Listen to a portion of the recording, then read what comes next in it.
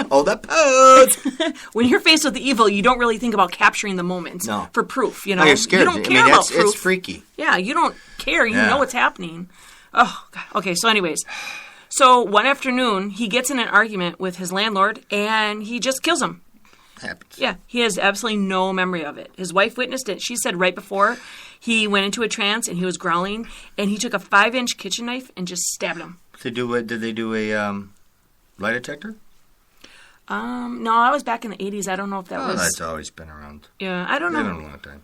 But his defense lawyer argued in court that he was possessed, but the judge ruled that such a defense could never be proven, which to me is an interesting point because courts ask you to swear on a Bible that you're swearing to God for proof, but they won't consider the devil's hand in something wrong. So isn't that like an oxymoron right there? A little bit, yeah. Yeah. So what do you think society's perception of the devil maybe do it? They probably don't believe it now because so many people are, right? Well, you can't go down that road because you do have to have the ability to prove it. So like when one time our new dog, actually peed on his homework. Honest to goodness, peed on it. And he was afraid to tell the teacher because, the dog ate my homework. I'm like, I'm really going to have to write a note and say, honestly, he didn't eat it, but he peed on it. Yeah, you can have it. You didn't tell me that he peed on the homework? This was a while ago. It couldn't be that long ago. No, not our new dog, our old dog. When you said our new dog. Oh, did I? I didn't mean our new dog. Sorry. It was because he wasn't even in school then. No, it wasn't our new dog. It was our old dog. When we first got him, and he was like in kindergarten or something, and he peed, and because he was doing his homework outside with me, and outside. I was like, he didn't pee in the house. Okay. No, this is outside, right. And so I was like, oops, sorry, you can have it. She believed. Really, it's just lemonade. Gross. And it got like all flies like lemonade. Well, the paper got all hard and warped. It was yellow. It probably stunk. I'm like, here, I'll turn this in. So it's like teachers don't believe that stuff. I would have done it. I so would have done it. You would have. All right. So I don't think that they believe anything anymore either. I think we're so. What if you're one of those people that always have to lick your finger to grab the next page? And so you hand in that homework, because your fingers get too dry and you can't grab the paper. Oh, that's and then gross. You hand in that paper and you're licking and ew. Well, that's why they get those little Purell things. Not in the old days, man. Oh, you didn't have all the Purells and the little pads that you can touch to make your fingers. It's like, you licked them. Oh, that's gross. I never thought about that. Yeah.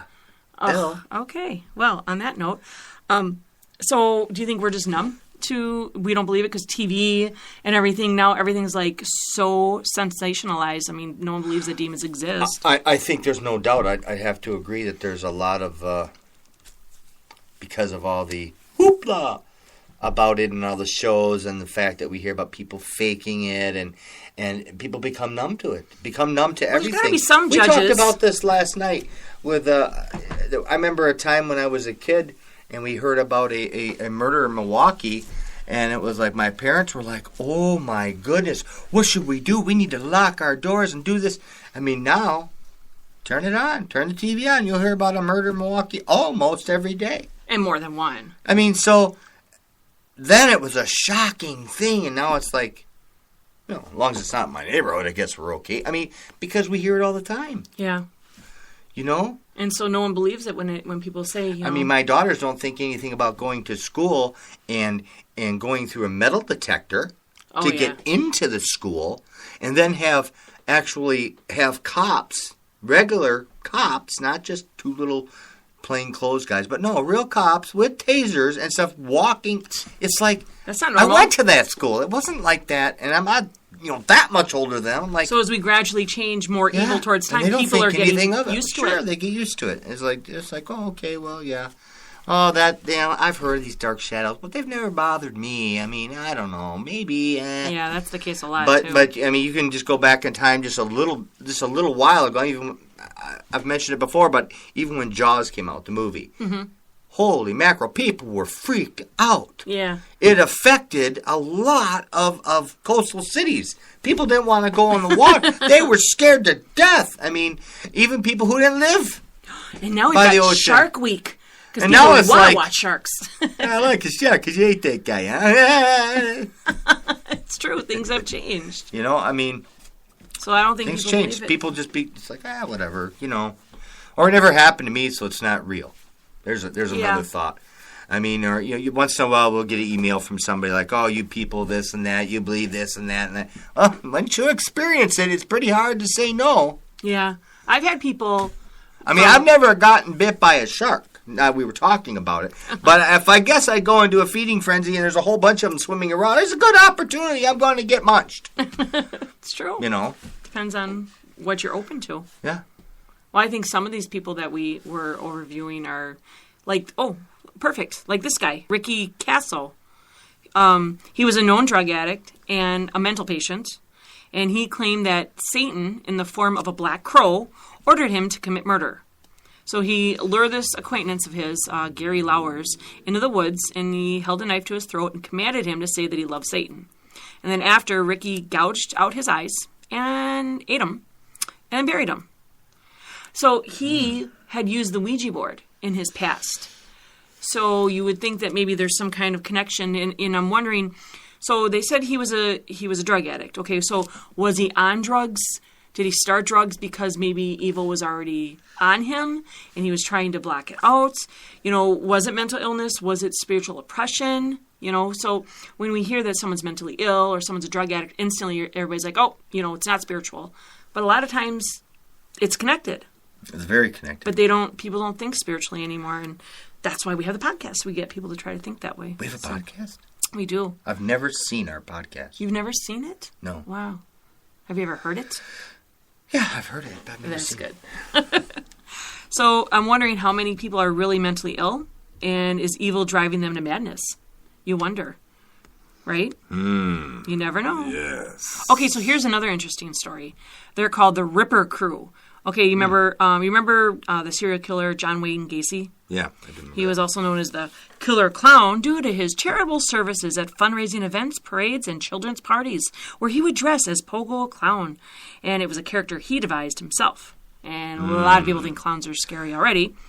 But he was an American serial killer and rapist who sexually assaulted and murdered at least 33 teenage boys and young men between 1972 and 78 in Chicago, Chi-Town, Illinois. So very, 33. very well known. Okay, but here's the connection. We're not even talking about him either. A fellow employee of his named Robin Gecht, he led a group of 4 guys that stalked prostitutes in Chicago. And this was between 81 and 82. And that's why they were called the Ripper Crew, because, Jack the Ripper thing. So they stalked prostitutes and they killed them. Yeah. That's not good. No, but I find it interesting that they were the co-worker, they worked with John Wayne Gacy. Oh. So is there like some kind of spiritual connection there, So they were devout Satanists, and they followed Anton LaVey's Satanic Bible. So after they picked up these prostitutes, the group would return to Gecht's apartment, and they'd murder the girl while Gecht would read from the Satanic Bible. Then they did some really obscene stuff, desecrated the corpse, and then they ate it. I just, and I know there's some people that even probably listen to us because we always have, they may not even say they're listening, but we always have Satanists and different people listening to us, and they pray against us. There's a whole bunch of fun stuff people do. But what do they see in all this? Worshipping something or being a part of something that willingly from the beginning is so dark and evil. And obviously, if you believe in Satan, right? Right. Well, there's an opposite. Okay? There's an opposite to everything there is. Everything there is, there's an opposite. Good, bad, up, down, left, right, cold, hot. Everything has an opposite. Positive, right. Negative. And so you already are going to the weaker vessel. But they don't see it that way. But what good is coming out of any of this? Well, only because... It's about power, but I can display power on a good side. Yeah, but I came from not a satanic background, but I came from a background that was leading that way. And what happens is the devil will, or evil, whatever, will work on you. And they isolate you, they put you in pain, they scare you, they make you feel like no one likes you, and they beat you to the ground, and you feel like you're not worthy of anything else, so you just look to it. And then you get lied to, that you're going to have power and all that stuff. So I think that people believe that They're serving something and they're going to get something out of it. Or they feel so terrible. It's like, why do women stay with men who continue to abuse them? It's sort of along the same lines. We don't really know what's going on in their head and in their heart. And I think it's the same thing with Satanists.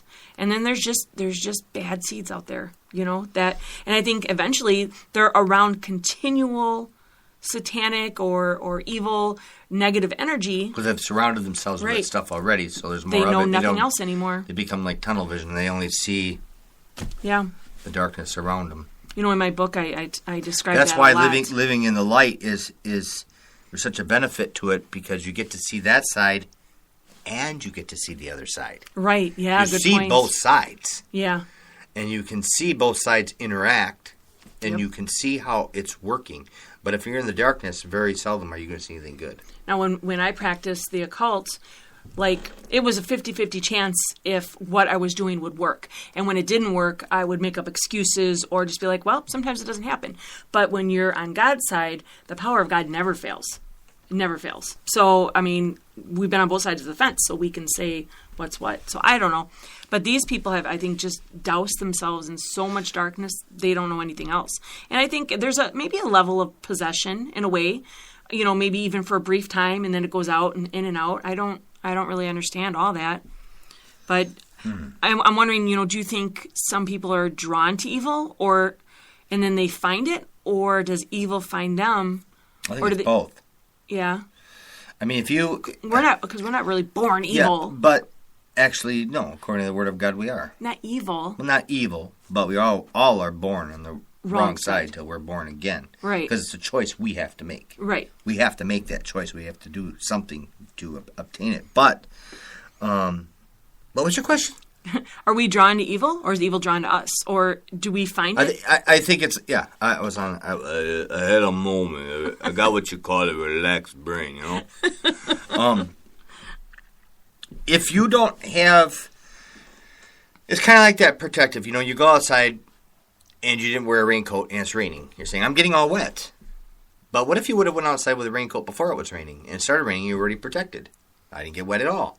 So what happens if you're not already have a certain amount of knowledge or a certain amount of protection, it is going to be drawn to you. Oh, you're going to get wet. Yeah. It's kind of like the darkness. Say, if you don't have anything good in your life, if you're not, looking for, God or something positive, you will find negative, or negative will find you.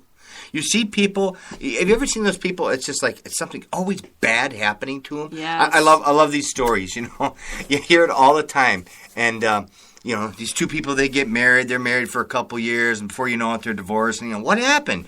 That guy was a drunk, or this woman was a this, and she was a little, whatever, and this and that, back and forth. They say, well, where did you meet him? Oh, we met at the bar. Should have known. Look where you started. You started out in the wrong place, looking for the wrong thing under the wrong conditions, and now you're complaining that it didn't work out.